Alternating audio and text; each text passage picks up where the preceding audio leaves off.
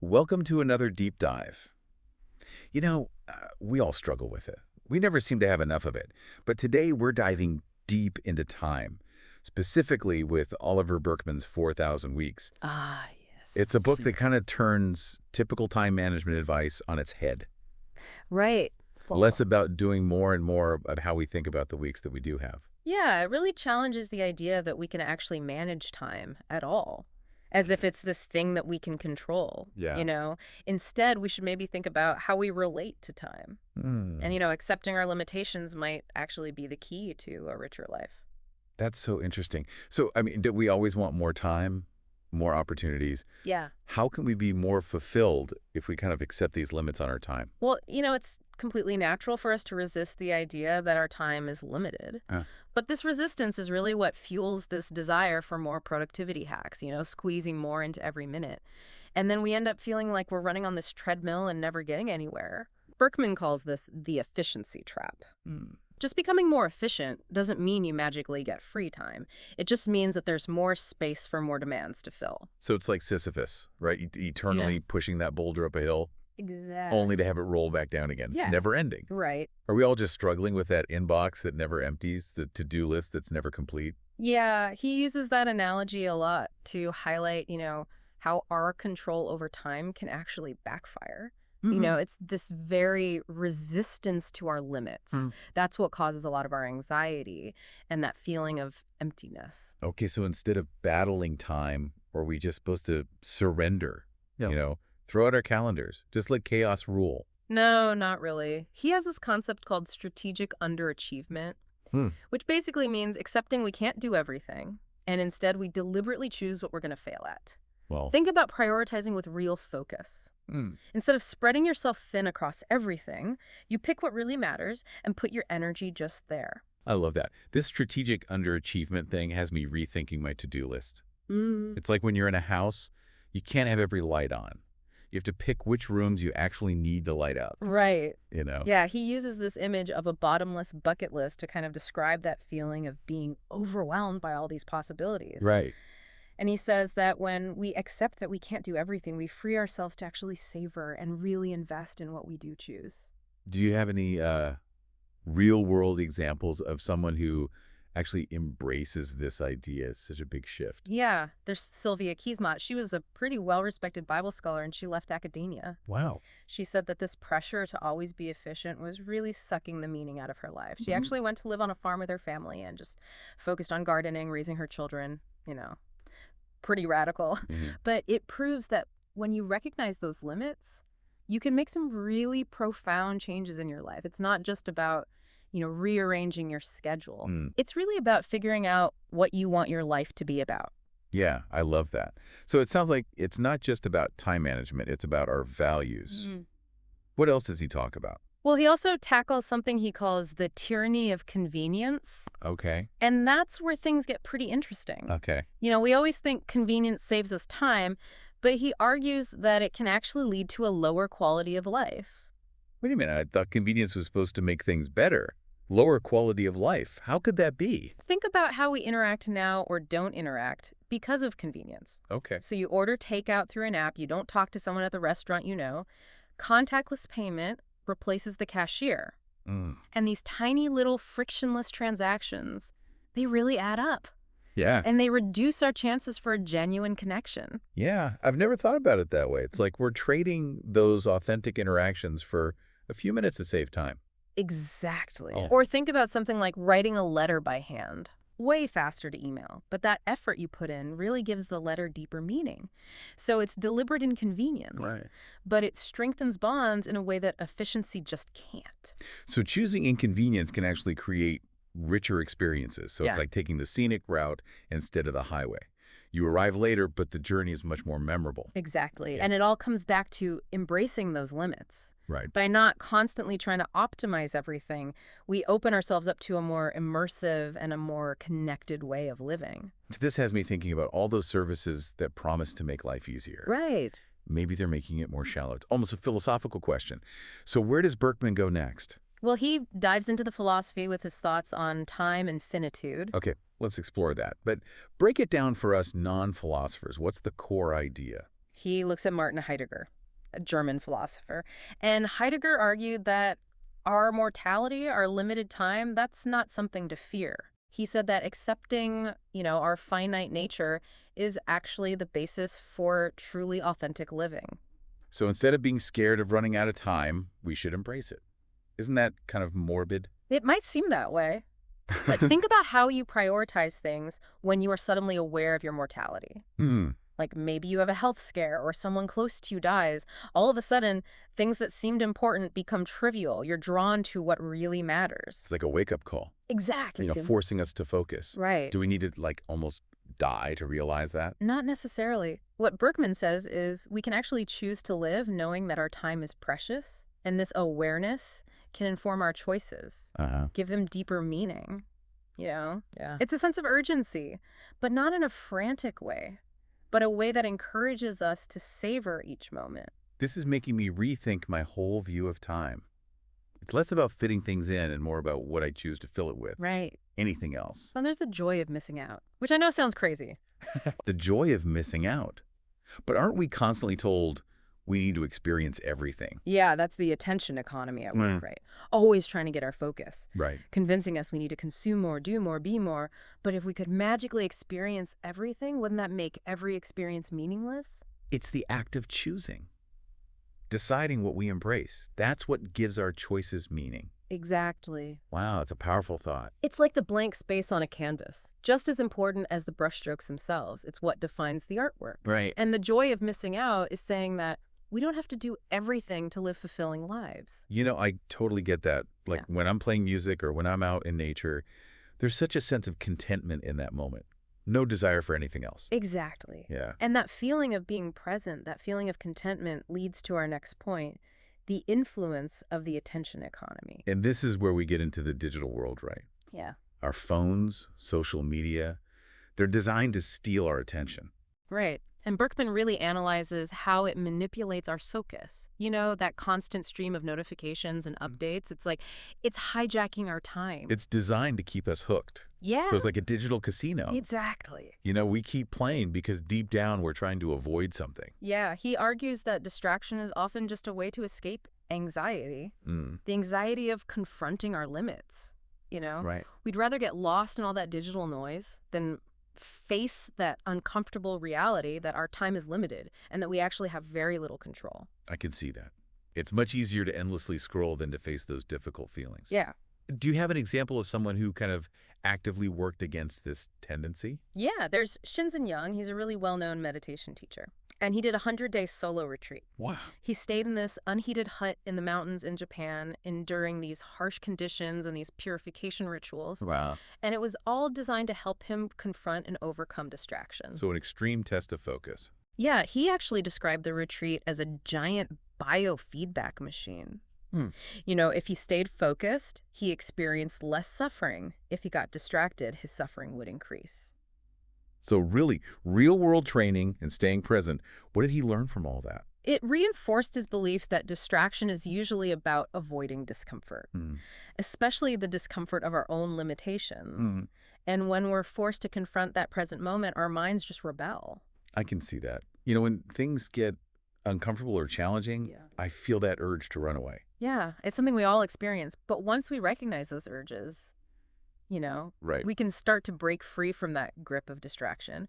And it's about being mindful, like when you reach for your phone. Yeah. When you get lost in these internet rabbit holes, ask yourself, what am I really avoiding right now? This whole conversation is shifting my thinking. Good. It's less about managing my time and more about how my mind works. Right. How I resist discomfort. Yeah, he's saying the key to time management is self-awareness. Really understanding those subtle ways that we avoid discomfort. Right. And how we fight against our own limitations. It feels like I've been approaching productivity all wrong. That we've all been sold a myth. Yeah, well, he explores what he calls the myth of being present. Okay.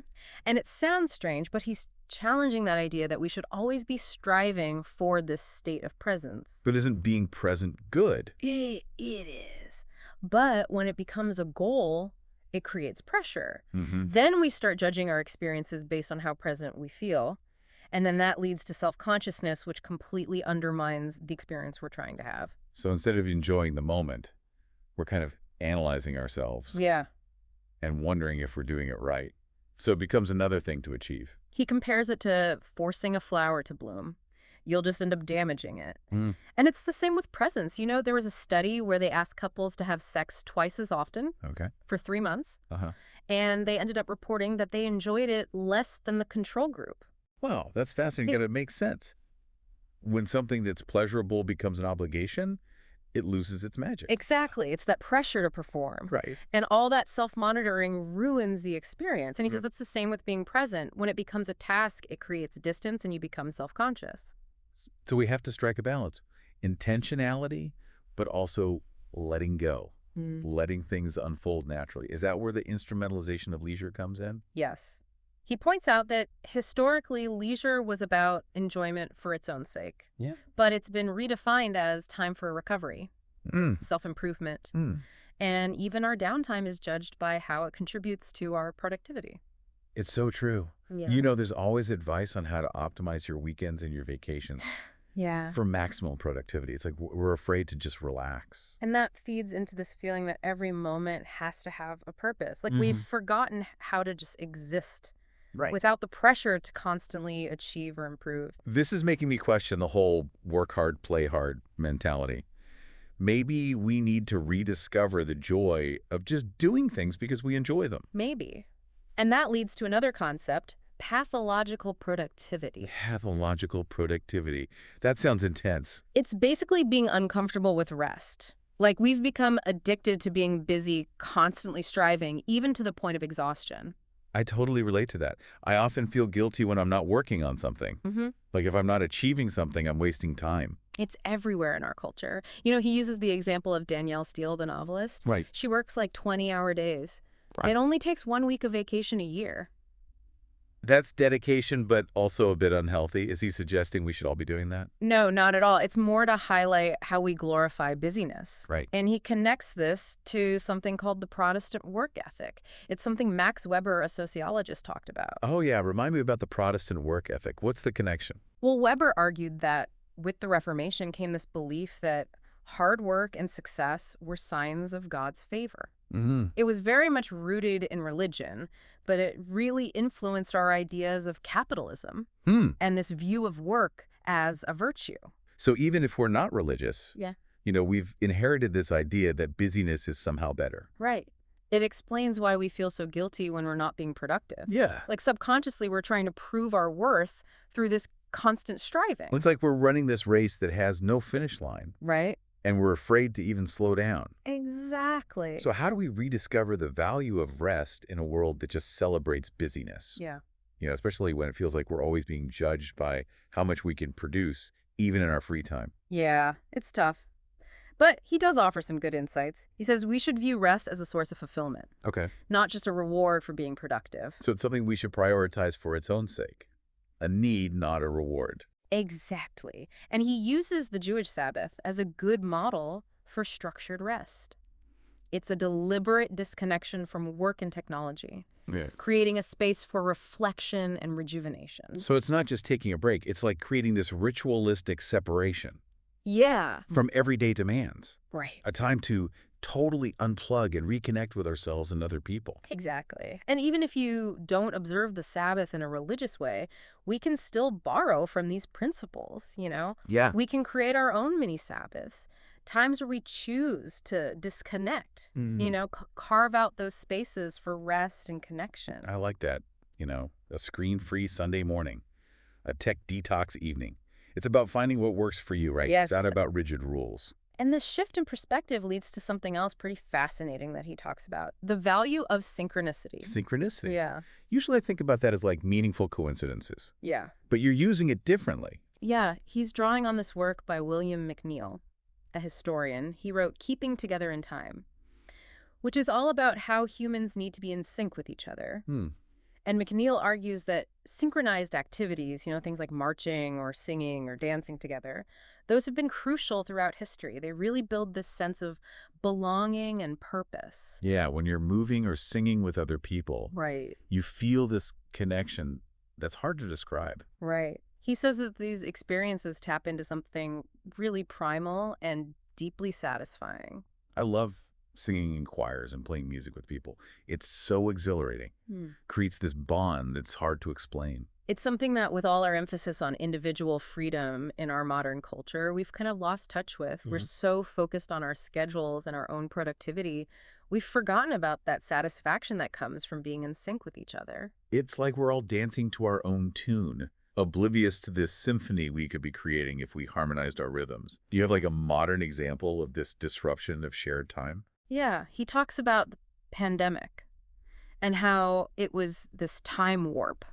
You know, it really shook up our relationship with time. It forced us to slow down and really reevaluate things. You know how fragile all our plans were? It was like hitting pause on life. Right. Right, all those carefully constructed schedules and visions of the future, they just vanished. But something unexpected came out of that chaos. Yeah. This sense of possibility, like a glimpse of a different way of life. It's like the pandemic cracked open a window. Yeah. And we saw these new possibilities. He talks about Julio Vincent Gambudo, and he calls it possibility shock. Okay. You know, we were forced to confront that our lives could be different.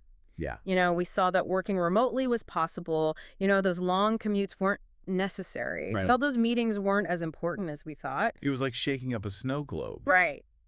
And those familiar patterns dissolved and reformed into something new. And Gambudo urged people to hold on to that, to resist snapping back to that pre-pandemic normal. You know, we had a chance to really redefine what normal meant. It was a reset button for everyone. Exactly. You know, a chance to rethink.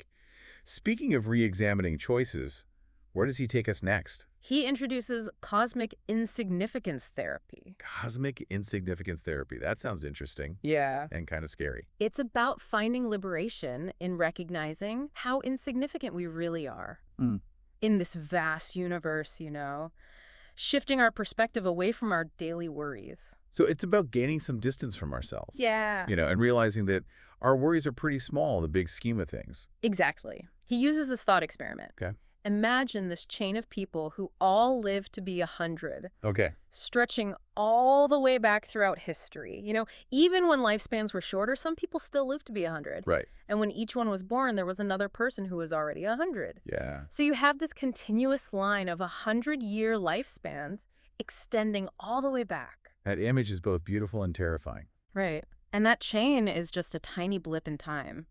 You know, the universe has been around for billions of years. Yeah. Human history is just a sliver of that. It's like realizing our planet is just a speck of dust, Yeah. you know, in a vast cosmic ocean. It might feel a little unsettling, but he argues that this can be incredibly liberating. So if we're just a tiny blip in time, maybe it's okay to let go of the pressure. Right. You know, to be perfect, Yeah. to achieve some grand legacy. Yeah. Maybe it's okay to just let go of control. That's exactly it. Yeah. You know, it's about shedding that burden of self-importance. Right. And embracing the freedom that comes with accepting our limits. So it's not about becoming apathetic. Right. It's about focusing on what really matters. Exactly. He says that recognizing our insignificance doesn't mean we become indifferent. You know, it's about shifting our focus. Instead of worrying about ourselves, you know, maybe we can dedicate our energy to things that are larger than ourselves. You know, this whole conversation has been a huge mind shift. It's like I've been carrying all this weight around. Expectations, anxieties, Yeah. and now I'm starting to let go. That's great.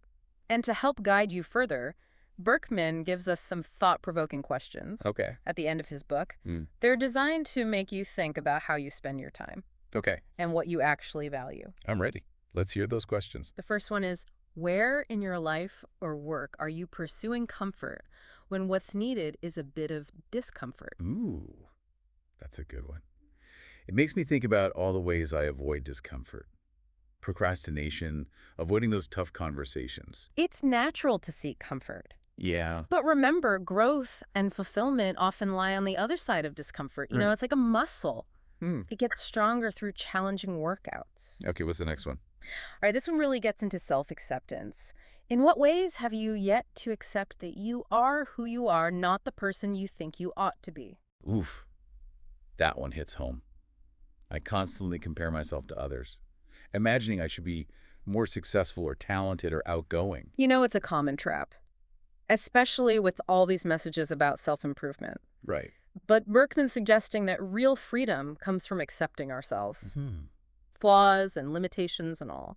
It's about realizing that the most authentic version of myself is the one I already am. Right. It's not some ideal future self. Exactly. These questions are great. What's next?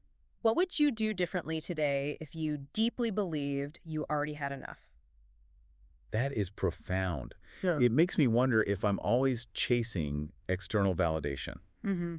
searching for a sense of accomplishment that will never truly satisfy. It's easy to fall into that crap, Yeah. that our worth is based on what we achieve, but he's suggesting that our value is inherent, Right. not based on what we do. It's about realizing we are enough just by being. Exactly. What else? Okay, what other questions are there? All right, a classic one. How would you spend your time if you only had a year left to live? That really makes you think about your priorities Right. and what really matters. And I imagine that clarity can be scary. What's the last question?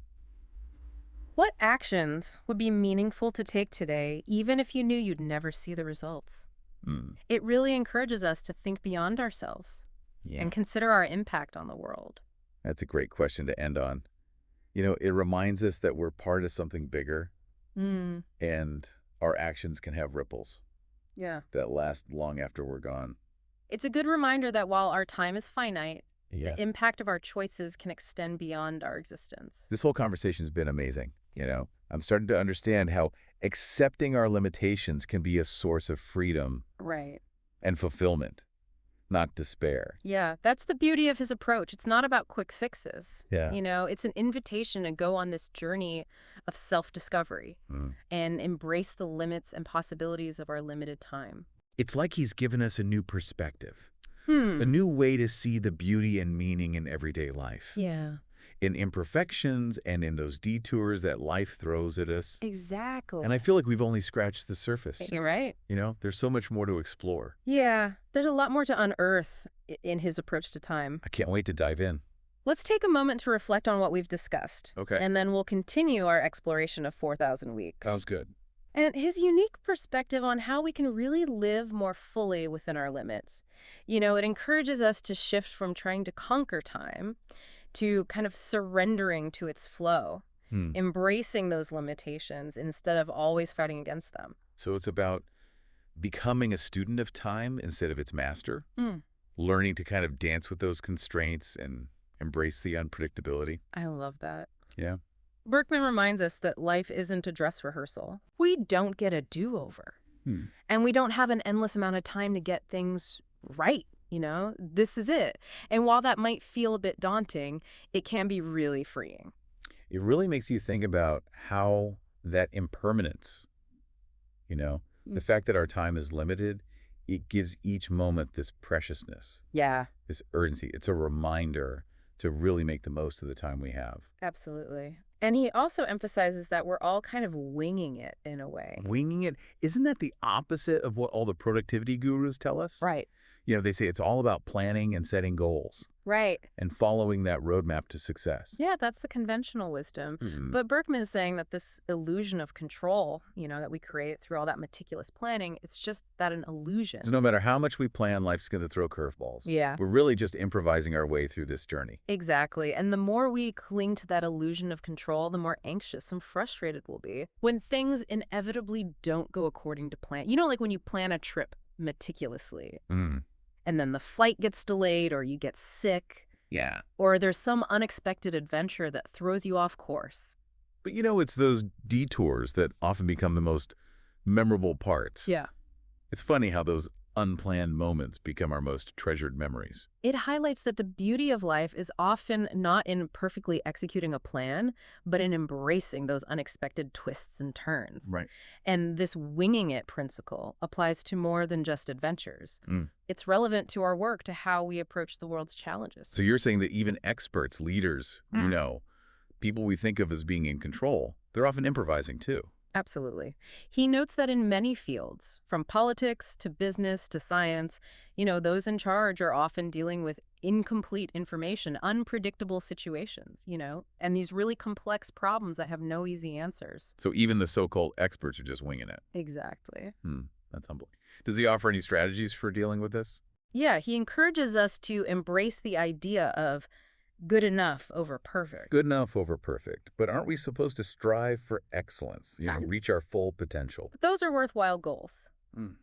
But he cautions against that trap of perfectionism. Mm-hmm. He believes this pursuit of perfection can be paralyzing. It can actually prevent us from taking action and making our ideas a reality. Striving for perfection can actually hold us back. We get so caught up in getting things exactly right that we end up never finishing anything. Yes. He uses the example of writer's block. Yeah. It's often a symptom of perfectionism, that fear of putting imperfect words on a page. Right. Worrying about not meeting some ideal standard. We're terrified to put our work out there until it's flawless. But that level of perfection just keeps moving further away the more we chase it. Right. Yeah, I have so many unfinished projects because I get stuck in that cycle. Yeah, and in that pursuit of the unattainable, we lose momentum. Yeah. We lose the joy and satisfaction of completing something. Sometimes the most important thing is to just start. Right. Get the ball rolling, even if the initial result isn't perfect. It's about embracing imperfection. Exactly. Right, to get things moving. Yeah. Does he give us any ways to cultivate this mindset? Yeah. He talks about something called atelic activities. Okay. It's a fancy term, but it basically means activities that are enjoyable for their own sake. No real goal or end point. Can you give me some examples? Yeah, like going for a walk, having a deep conversation with a friend, losing yourself in music, savoring a good meal, Yeah. These are all activities that aren't about achieving something specific. They're about the pure enjoyment of the experience itself. It reminds me of that saying, the journey is the destination. Yeah. You might be aiming for the mountaintop, but the real reward is the climb. Yeah, in our culture that's so obsessed with productivity, with checking things off a list. We often forget about those simple pleasures. Yeah. We've forgotten how to just be, to experience life without needing to achieve something tangible. It takes me back to my childhood, those days just playing in the woods, Yeah. building forts, creating these imaginary worlds. There was no pressure to achieve anything. And Burkeman reminds us that playfulness doesn't have to disappear as we get older. No. We can choose to bring it into our adult lives, allow ourselves to experience the world with that same sense of wonder and curiosity. This is making me rethink how I view productivity and achievement. Yeah. Maybe all that striving is actually preventing me from experiencing life more fully. It's a big shift in perspective, Yeah. but the beauty is not in reaching the destination. It's in the journey itself. Right. It's the obstacles you overcome, the unexpected encounters, the moments of reflection. Those are the things that make it rich. It's about learning to appreciate the process, the ups and downs, Right. the detours, Yeah. the moments of stillness, not always fixated on the end goal. And he even suggests embracing inconvenience as a way to find deeper connection and meaning in our lives. But isn't that the opposite of what we're always trying to do? Right. Don't we want things to be easier, Right. faster, Right. more efficient? That's what the modern world tells us we should want. Right. But he's saying that our pursuit of convenience often comes at a cost. It isolates us. It detaches us from the physical world. It makes us less appreciative of the simple pleasures. Yeah, I can see that. Like ordering takeout versus actually dining in a restaurant, sending a quick text versus writing a letter. Perfect examples. It's the inconvenience of those slower, more deliberate actions that actually gives them meaning. Yeah. It's that effort, that thoughtfulness that creates value. So inconvenience isn't just choosing a harder path. It's about appreciating those disruptions that inevitably happen. Right. Instead of seeing those unexpected events as inconveniences to be avoided, we can see them as opportunities for learning, growth, serendipity. It's about cultivating flexibility and adaptability. Right. A willingness to embrace the unknown. This is making me rethink my aversion to inconvenience. Maybe those detours are where the real magic is. Exactly. And this leads to another interesting idea he explores. He says we should think of time as a shared resource, not something we individually own. Time as a shared resource. Yeah. Our modern culture. Yeah. It values this individual autonomy, this time sovereignty. Right. We value our ability to control how we spend our time, and we become very protective of it. We schedule things to maximize productivity and minimize interruptions. But this individualistic approach can actually make us feel isolated. Like we're losing that capacity for connection and belonging. So by being so focused on how I personally use my time, Mm. I'm missing out on the value of shared experiences. Exactly. He uses this historical example. Okay. The Soviet Union in the 1930s, they experimented with a 5-day work week. A 5-day work week. Yeah. Yeah. They thought this would increase productivity and make society more efficient. But something unexpected happened What was it? because the 5-day cycle was continuous. Mm. You know, different groups had different days off. So families, friends, neighbors, they rarely had the same free time. Oh, wow. And this actually disrupted social gatherings. Yeah. You know, religious observations, cultural events. So even though they had more free time, Yeah, they had fewer opportunities to actually enjoy it with other people. exactly. The experiment highlighted that the value of time isn't just about how much you have, Right. but about your ability to synchronize your time with others. It's like an orchestra, right? It's not just about each musician playing their part. It's about the coordination Right. that creates the beautiful music. And Burkeman is suggesting that in our world, you know, Yeah. with our emphasis on individual freedom, we've accidentally fragmented time in a similar way. Right. We all operate on our own schedules, Mm. dictated by work, family, personal preferences. And this makes it really hard to nurture relationships and do things together that connect us to something bigger than ourselves. So are you saying a more fulfilling life means prioritizing those shared experiences, Yeah.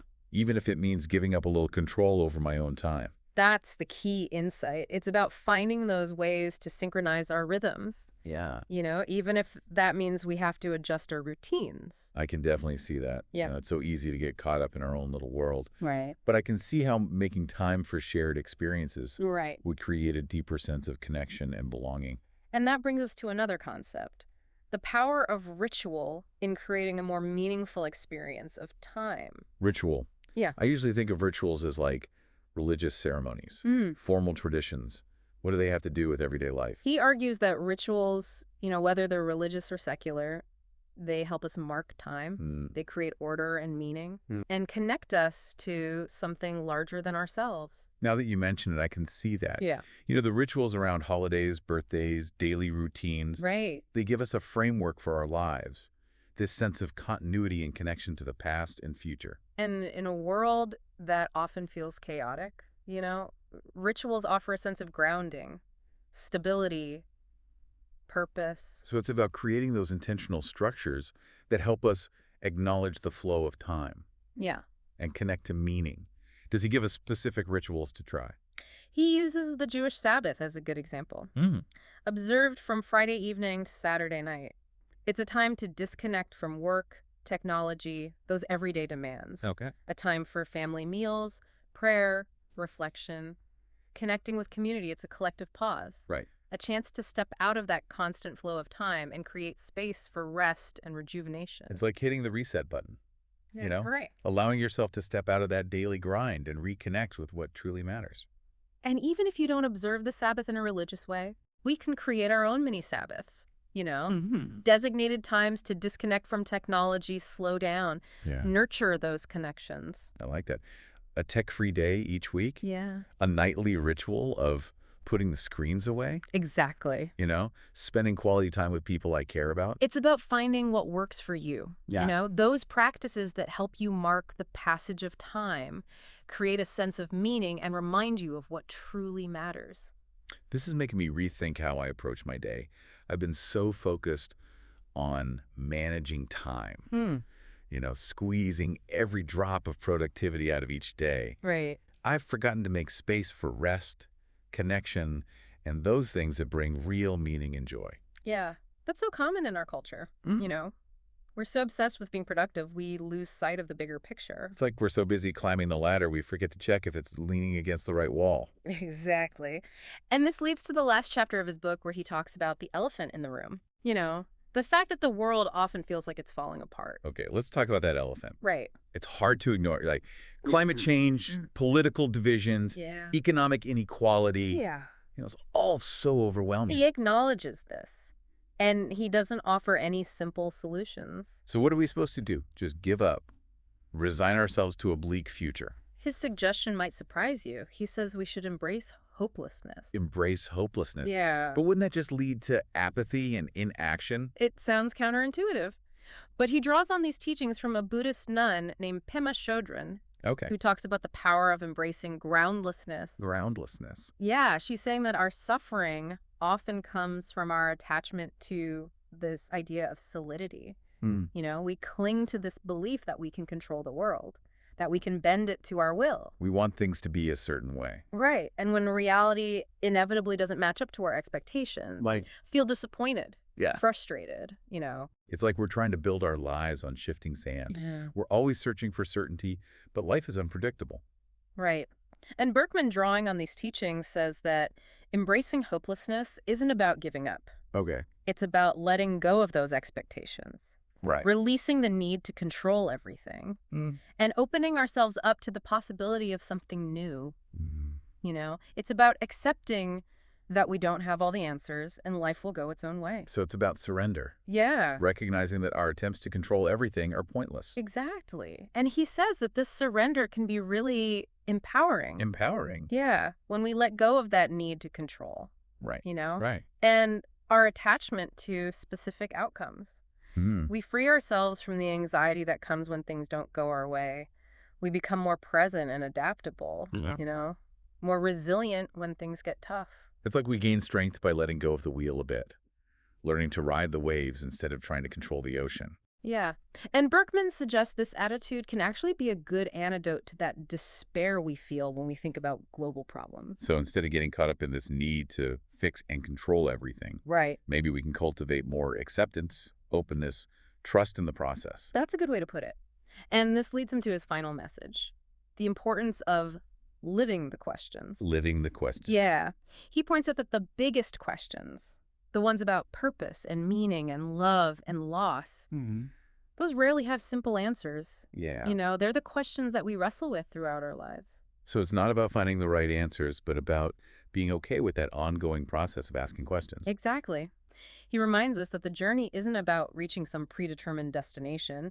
It's about embracing the mystery, the uncertainty, the beauty of not knowing. This whole conversation has been incredible. It's like I'm looking at my relationship with time in a whole new way. You know, accepting limitations, embracing the present, letting go of control. It's not about giving up, but about truly living. That's the essence of his message. He's not giving us a quick fix. Right. He's inviting us to embark on this journey of self-discovery, to embrace the limits and the possibilities of our time. He's given us a new way of seeing, helping us find beauty and meaning in the everyday, in those unexpected turns life takes. Yeah. And maybe that's the most important lesson of all, to appreciate the time we do have, to savor the journey, and to live each day with intention and gratitude. As promised, let's recap 10 key insights from our deep dive into 4,000 Weeks. I'm ready. These have been so thought-provoking. Okay. Number 1, recognize the efficiency trap. You know, getting more efficient doesn't necessarily mean you get more free time. Right. It just creates space for more demands. Number 2, embrace strategic underachievement. You can't do everything, so choose what to fail at. Number 3, resist the tyranny of convenience. Convenience can isolate us and disconnect us from meaningful experiences. Number 4, remember, you're mortal. Accepting your limits can be a source of power. Those are huge. Okay, what else? Number 5, discover the joy of missing out. You know, letting go of that need to experience everything can be a relief. Number 6, pay attention to the attention economy. Recognize how technology is designed to steal your focus. Number 7, reframe what it means to be present. Don't turn it into another pressure. It's easy to fall into those traps. What are last 3? Number 8, reclaim real rest. It's not something you earn through being productive. It's essential for well-being. Number 9, find synchronicity. Spending time with others deepens connection and belonging. And finally, number 10, practice cosmic insignificance therapy. Recognizing how small you are in the grand scheme of things can actually be liberating. Those are some powerful principles to live by. Thank you for guiding us through this. It's been eye-opening. It's been my pleasure. I hope it inspires you to approach time with intention, with gratitude, and with a renewed sense of purpose. To our listeners, we hope you enjoyed this deep dive. And remember, time might be limited, but the possibilities within it are infinite. Thanks for listening.